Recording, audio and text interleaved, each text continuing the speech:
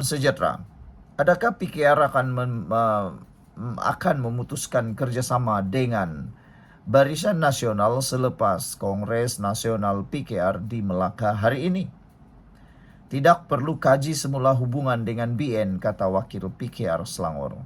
Sebelum kita teruskan laporan berita dan ulasan ini, mohon kiranya yang menonton video ini berikan komen Anda. Adakah Anda juga setuju dengan Wakil PKR Selangor bahwa tidak perlu lagi dikaji semula hubungan dengan BN? Perlu putus segera karena BN boleh menyebabkan PKR makin dijauhi oleh para penyokong dan pengundi. Ahmad Denis Hairudin berkata PKR perlu terus bergerak dengan haluan politik sendiri dan kembali menggunakan panji sendiri pada pilihan raya akan datang. PKR tidak perlu mengkaji semula hubungan politiknya dengan Barisan Nasional BN. Sebaliknya harus bergerak dengan haluan politik sendiri, kata perwakilan PKR Selangor Ahmad Denis Hairudin. Beliau berkata, akar rumpi mahu Presiden PKR Anwar Ibrahim dan kepimpinan parti membuat keputusan politik jelas demi kepentingan parti serta ahli di peringkat akar rumpi. Katanya, PKR tidak seharusnya terlalu sibuk menjaga hati pihak lain sehingga mengabaikan kepentingan keluarga sendiri. Maka biarlah Kongres Nasional PKR 2026 menghantar satu mesej jelas kepada yang setia kita hargai, kepada yang berkawan kita hormati, kepada yang menyerang kita lawan. Kita akan lawan seperti mana kita lawan dalam tempo 20 tahun lalu, katanya ketika membahaskan ucapan dasar Presiden pada Kongres Nasional. Atas semangat PKR tegasnya, tiba masanya parti itu kembali menggunakan panji sendiri pada pilihan raya akan datang yang boleh dimulakan dengan PRN Melaka. Panji PKR inilah yang pernah membawa suara majoriti rakyat Malaysia sehingga menumbangkan keangkuhan dan kesombongan UMNO BN buat kali pertama pada 2018 di peringkat persekutuan. Sudah tiba masanya kita kembali menggunakan kekuatan dan identiti PKR untuk bergerak ke hadapan, katanya lagi. Apa pendapat Anda? Sila tinggalkan komen Anda, share video ini. Jumpa lagi. Bye-bye. Tuan-tuan dan puan-puan sekalian, sebelum kita teruskan ulasan yang panas berkait politik dan perkembangan semasa di Malaysia, izinkan dulu saya untuk berkongsikan kepada Anda semua. Ini ialah terapi imun Transovector for Life. Terapi imun yang meningkatkan daya imun badan kita sehingga 400%. Secara umum dan ringkasnya, apabila imun badan kita lemah, bodoh, dan tidak seimbang, kita kena penyakit dan tidak sembuh daripada semua jenis penyakit. Tetapi apabila imun badan kita jadi kuat, bijaksana, dan seimbang, semua jenis penyakit boleh disembuhkan dengan peningkatan daya imun badan. Imun badan kita adalah seperti sekumpulan askar yang bertindak menghapuskan semua jenis penyakit yang ada dalam tubuh badan kita. Apabila askar-askar yang ada dalam tubuh badan kita itu menjadi kuat, menjadi seimbang dan bijaksana, semua jenis penyakit boleh dihapuskan dan boleh dihalau daripada terus membiak dan menduduki tubuh badan kita.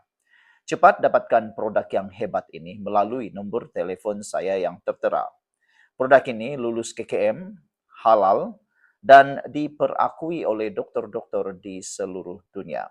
Cepat dapatkannya untuk kesejahteraan hidup Anda. Mungkin ini adalah jawaban yang Tuhan hantar untuk membantu memulihkan kesihatan Anda. Cepat dapatkannya, kau jangan tangguh-tangguh lagi. Jumpa lagi. Salam sejahtera. Dalam banyak-banyak perkara, inilah yang membuatkan ramai orang, terutamanya rakyat Malaysia, keseluruhan rakyat Malaysia marah tentang RCI tabung haji. Apabila didedahkan, rakyat semua kaum tanggung akibat penyelewengan tabung haji. Tuan-tuan dan puan-puan sekalian, Perdana Menteri berkata kesan penyelewengan tabung haji bukan hanya ditanggung umat Islam. Perdana Menteri Anwar Ibrahim berkata penyelewengan membabitkan tabung haji TH tidak boleh dianggap sebagai masalah umat Islam semata-mata kerana kesannya turut ditanggung seluruh rakyat Malaysia. Beliau berkata, perbuatan segelintir pihak yang didakwa menyeleweng dana institusi itu menyebabkan rakyat berbagai kaum terpaksa menanggung akibatnya. Yang menyakau itu beberapa kalangan dan yang terpaksa bayar seluruh rakyat Malaysia. Melayu, Cina, India, Iban, Kadazan terpaksa bayar kerana kerakusan dan penipuan mereka. Katanya dalam ucapan dasar pada Kongres Nasional PKR 2026 di Melaka. Anwar yang juga Presiden PKR bagaimanapun menegaskan, tiada pihak harus dihukum sebelum selesai siasatan. Menurutnya, Badan Penguatkuasaan perlu menjalankan siasatan secara profesional tanpa mengira kedudukan parti atau kaum pihak terbabit. Jangan berlengah, bertolak ansur. Jangan kira parti mana, jawatan mana, kaum mana. Salah menyakau, tangkap mereka, kata Anwar. Anwar turut mempertahankan keputusan kerajaan mendedahkan laporan berkaitan tabung haji yang menurutnya dipersetujui jemaah menteri tanpa bantahan mana-mana anggota kabinet. Beliau juga mahu siasatan tidak terhenti kepada perkara yang berlaku sehingga 2020 sahaja. Ada orang tidak suka istilah sakau. Saya nak ulang, di Melaka memang ada sakau dalam tabung haji. 12 bilion ringgit hilang bukan sakau, memang ada, kata Anwar lagi. Anwar turut mendakwa ada pihak yang takut isu itu dibahaskan secara terbuka selepas laporan berkenan didedahkan sehingga memilih meninggalkan parlimen.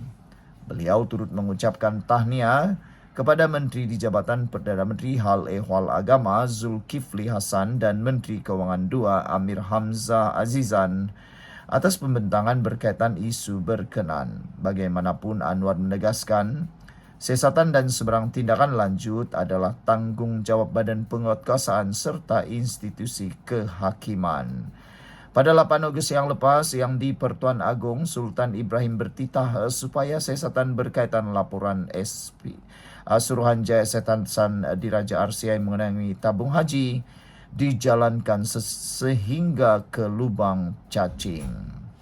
Sekian dulu, kita jumpa lagi, bye-bye. Sejahtera, akhirnya SPRM cekup 7 orang termasuk 4 bekas pengurusan kanan tabung haji.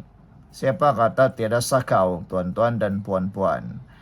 Suruhanjaya Pencegahan Rasuah Malaysia SPRM menahan 7 individu terdiri daripada seorang ketua pegawai eksekutif CEO, seorang pengarah syarikat, seorang bekas pengarah syarikat dan 4 bekas pengurusan kanan lembaga tabung haji TH bagi membantu siasatan berhubung isu yang dibangkitkan dalam laporan Suruhanjaya Siasatan Diraja RCI Tabung Haji.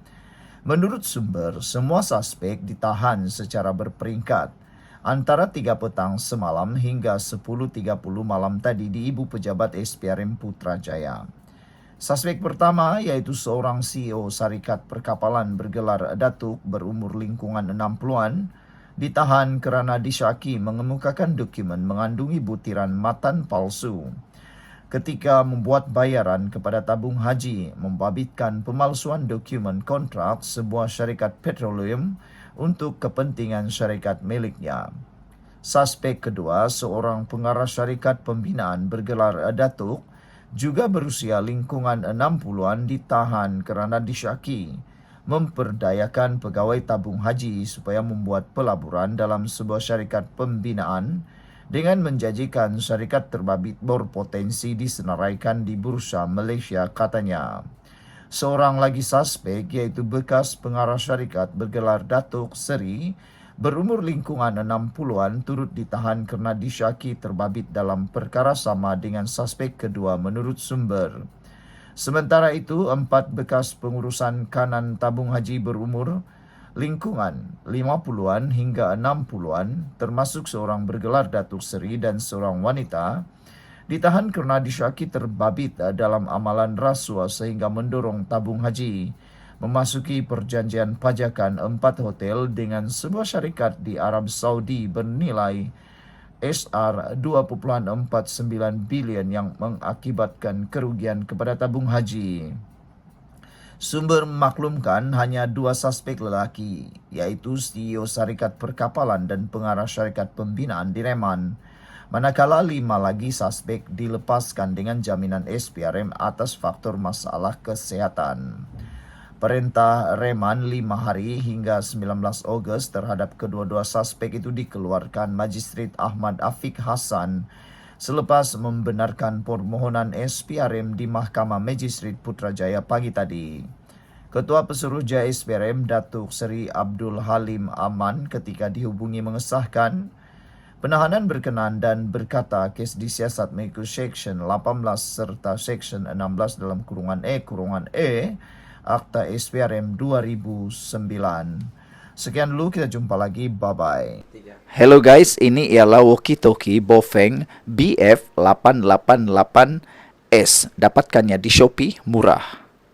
Guys, ini ialah headphone Onikuma K2 Pro. Hebat, luar biasa, cantik dan murah. Dapatkannya di Shopee. Guys, ini ialah power bank Mozom PB149. Murah, hebat, dan dapatkannya di Shopee sekarang. Guys, ini ialah Shokz Open Swim Pro. Headphone yang hebat, kualiti hebat, tahan air. Dapatkannya di Shopee. Guys, ini ialah headphone One Audio E70 Fusion. Dapatkannya di Shopee, murah sekarang.